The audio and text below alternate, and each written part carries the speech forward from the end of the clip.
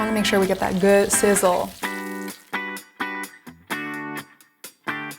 Hi, I'm Belle from the Williams-Sonoma Test Kitchen, and if you love steak like I do, today is your lucky day because I'm going to show you how to reverse sear the perfect ribeye using my secret weapon, my Anolon X nonstick fry pan. Now I know what you're thinking, the perfect sear in a nonstick skillet, but I am here to tell you that not all nonstick is made the same. Anolon's exclusive SearTech surface is made up of a stainless steel mesh grid that keeps oil in the middle of the pan right over the heat and directly under the food, so meats get evenly caramelized and can lock in the flavor. Traditionally, a big steak like this one would be seared first and then finished in the oven. A reverse sear will allow me to bring the steak to a precise temperature, 115 to be exact, in the dry heat of an oven, and then finish it on a hot skillet for that perfect crust. So what's the benefit of a reverse sear in the first place? I like to do a reverse sear because it dries out the steak while it's in the oven. As I always say, moisture is the enemy of anything crispy, and I want a really nice crispy crust on any steak I have. To begin, I'm gonna blot the steak with a paper towel to extract any of that liquid, any of those juices. This is a big steak, so when you're working with big cuts of meat, don't be afraid of seasoning. Now I'm just gonna transfer the steak to a cooling rack set inside a sheet tray. This will allow the heat to circulate around the meat while it's cooking in the oven. This should take about 45 minutes to an hour depending on the cut and thickness of your meat. So my steak has been in the oven for about 1 hour. We're gonna check to make sure it's come up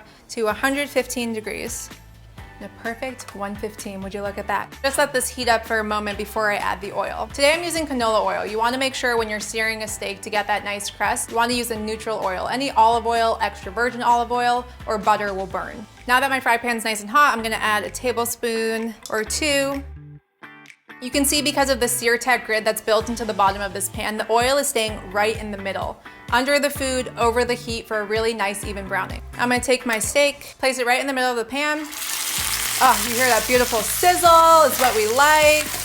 Now I'm just gonna leave it here for about 45 seconds without touching it so it forms that really nice deep crust. You can see how beautifully brown this is. I'm just gonna add a little flavor, why not, and some fresh thyme, a little rosemary, and a few cloves of smashed garlic. And for the last 30 seconds or so of cook time, I'm just gonna baste the steak with this herbaceous butter. This adds really delicious flavor, and if these herbs ever start to burn, I can just throw them right on top. Gorgeous. Okay, I'm just gonna transfer the steak right to a cutting board. I already brought this steak up to temperature, so I don't have to let it rest, so I can go ahead and slice away. Look at that, perfect medium rare. It smells divine. I'm just gonna plate this up with some asparagus and some sauteed mushrooms, and it's dinner time. And there you go, just a few seconds in my Anolon X nonstick fry pan for the perfect sear. To find out more about Anolon X, head to williamssonoma.com.